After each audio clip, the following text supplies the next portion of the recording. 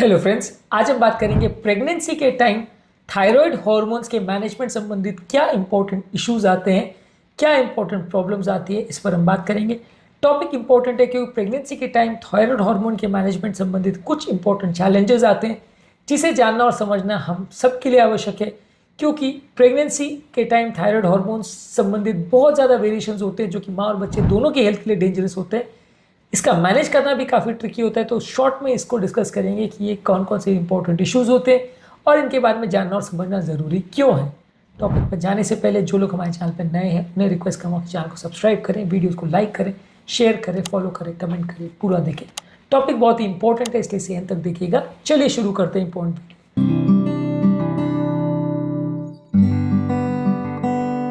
सबसे इंपॉर्टेंट चीज़ है कि प्रेगनेंसी के दौरान कुछ फिजियोलॉजिकल चेंजेस ऐसे होते हैं जैसे बॉडी में थायराइड बाइंडिंग ग्लोबुलिन की मात्रा बढ़ जाती है, कुछ इम्यून फंक्शन चेंज हो जाते हैं, थायराइड हार्मोन की प्रोडक्शन रिक्वायरमेंट चेंज हो जाती है। इसकी वजह से बॉडी में अलग अलग टाइम्स पे थायराइड हार्मोन की रिक्वायरमेंट्स, उसकी दवाओं की डोजेज, बहुत वेरिएशन इसमें आ सकते हैं। प्रेगनेंसी में माँ और बच्चे दोनों की आयोडीन रिक्वायरमेंट चेंज होती है, प्रेगनेंसी में माँ और बच्चे दोनों की आयोडीन हार्मोन की रिक्वायरमेंट चेंज होती है। इसकी वजह से प्रेगनेंसी के दौरान आप अगर थायराइड के पेशेंट्स हैं तो दवाओं की डोजेज भी चेंज होगी, पेशेंट नहीं है तो पेशेंट बन सकते हैं, इसके चांसेस भी होंगे क्योंकि इस दौरान काफ़ी एंटीबॉडीज भी बनते हैं जो थायराइड हार्मोन को अफेक्ट कर सकते हैं। और इस दौरान कई अदर इश्यूज भी होते हैं जो आपकी ओवरऑल हेल्थ को अफेक्ट कर सकते हैं। तो इसलिए इस बारे में जानना और समझना जरूरी है। प्रेगनेंसी में सिस्टम काफ़ी चेंज हो जाता है, नॉर्मल सिस्टम जैसा वर्क नहीं करता है।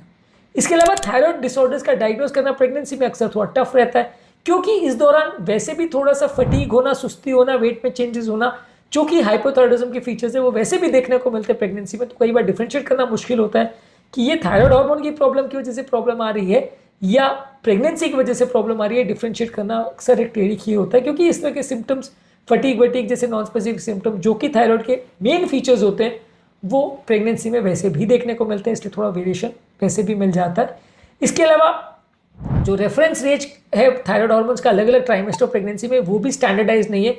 अलग अलग ट्राइमेस्टर में बॉडी की रिक्वायरमेंट अलग अलग होती है और हाइपोथायराइडिज्म या हाइपरथायराइडिज्म लेबल करने के कट ऑफ वैल्यूज भी काफ़ी अलग अलग होते हैं। इसकी वजह से कई बार थायराइड डिसऑर्डर्स को मैनेज करना, मेंटेन करना, डोजेज डिसाइड करना अक्सर बड़ा मुश्किल होता है।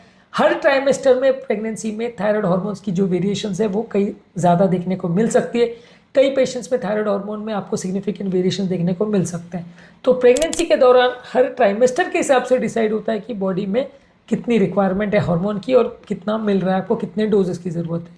इसके अलावा जहाँ तक हाइपोथायराइडिज्म का प्रॉब्लम है, अगर हाइपोथायराइडिज्म प्रेगनेंसी के दौरान रहता है तो माँ को प्री क्लैम्सिया की प्रॉब्लम आ सकती है जिसमें हाइपरटेंशन बढ़ सकता है, बच्चा प्री बर्थ हो सकता है या प्री टर्म डिलीवरी हो सकती है बच्चे की, और बच्चे का ग्रोथ और खासकर ब्रेन का डेवलपमेंट कॉम्प्रोमाइज़ हो सकता है, जिसकी वजह से अगर प्रॉपरली आपने ट्रीट नहीं किया तो माँ और बच्चे दोनों की हेल्थ कॉम्प्रोमाइज़ हो सकती है और कई बार परमानेंट डैमेज हो सकता है जो बाद में रिकवर ना हो सके, ऐसा हो सकता है। इसलिए इसको डायग्नोस करना और ट्रीट करना जरूरी है।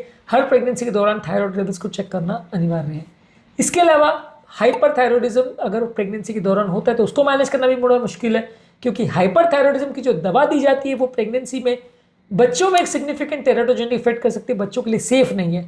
हाइपोथायराइडिज्म में जो थायराइड हार्मोन दिए जाते हैं वो सेफ है, लेकिन हाइपरथायराइडिज्म में थायराइड हार्मोन को कम करने के लिए जो दवा दी जाती है वो सेफ नहीं है, बच्चों में प्रॉब्लम्स डेवलप कर सकते हैं। इसलिए फर्स्ट ट्राइमेस्टर में यदि आपको मैनेज करना हो तो बड़ा मुश्किल हो जाता है कि दवाइयों का डोज कैसे दिया जाए, और यदि दवा का डोज दिया तो बच्चे को अगर प्रॉब्लम हो गई तो मैनेज करना बड़ा मुश्किल होगा। तो ये दोनों ही केसेस प्रेगनेंसी के दौरान एक इंपॉर्टेंट इशू बन जाते हैं।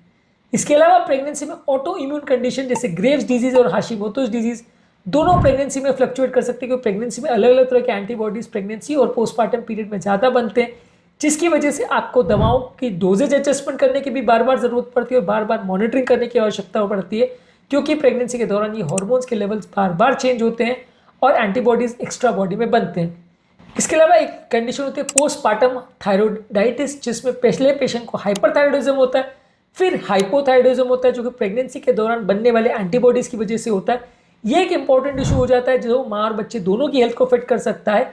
ये एक इंपॉर्टेंट बीमारी है जो प्रेगनेंसी के दौरान थायराइड हार्मोन को अफेक्ट करती हुई देखी जा सकती है, इसलिए इसको जानना और समझना और मैनेज करना ज़रूरी है। इसके अलावा प्रेगनेंसी के दौरान आयोडीन जो मिनरल है उसकी भी ज़्यादा रिक्वायरमेंट होती है। कई बार प्रेगनेंसी के दौरान आयोडीन एक्सेस हो सकता है, कई बार आयोडीन डिफिशियंसी हो सकती है, इसलिए अप्रोप्रिएट केयर आयोडीन कितनी मात्रा में बॉडी में जा रहा है इसका रखना आवश्यक है, नहीं तो आपको प्रॉब्लम ज़्यादा हो सकती है। ओवरऑल ये माँ और बच्चे दोनों की हेल्थ को अफेक्ट कर सकता है। माँ और बच्चे के लिए ओवरऑल डेंजरस हो सकता है यदि थायराइड हार्मोन की प्रॉब्लम्स है, इसलिए अप्रोप्रिएटली इसको मैनेज और मेंटेन करना अति आवश्यक है, नहीं तो लॉन्ग टर्म प्रॉब्लम्स दोनों को आ सकते हैं। इस मामले में पेरेंट्स को और बच्चे को सबको प्रॉपर कम्युनिकेशन होना, रिलेटिव्स को प्रॉपर कम्युनिकेशन होना ज़रूरी है, क्योंकि इस तरह की बीमारी के बारे में प्रॉपर एजुकेशन अगर नहीं मिल रही है माँ को और उसकी फैमिली मेम्बर्स को, तो लोगों को लॉन्ग टर्म प्रॉब्लम ज़्यादा आ सकती है। एक छोटी सी बीमारी जिसको ईजिली मैनेज किया जा सकता है, सिर्फ थायराइड हार्मोन्स लेने की या मैनेज करने की आवश्यकता है। अगर प्रॉपर ध्यान नहीं रखा गया तो ये परमानेंट प्रॉब्लम बन जाती है, जिसके लिए बाद में सिर्फ पछताना पड़ता है। तो आज के टॉपिक में हमने बात करी प्रेगनेंसी के दौरान थायराइड हार्मोन संबंधित क्या इंपॉर्टेंट इश्यूज आते हैं, इसके अलावा थायराइड हार्मोन से संबंधित और क्या क्या इश्यूज हो सकते हैं, थायराइड हार्मोन के लिए क्या खाने चाहिए क्या नहीं खाना चाहिए, आयोडाइज सॉल्ट का क्या इसमें रोल है, ये सारी चीज़ों पर हमने अलग अलग वीडियोस करे हैं। इन सभी वीडियोस को जरूर चेकआउट करें, आपको काफ़ी कुछ नया जानने को मिलेगा। टॉपिक एंड करने से पहले जो लोग हमारे चैनल पर नए हैं उन्हें रिक्वेस्ट करूँगा कि चैनल को सब्सक्राइब करें, वीडियोज़ को लाइक करें, शेयर करें, फॉलो करें, कमेंट करें पूरा दिन।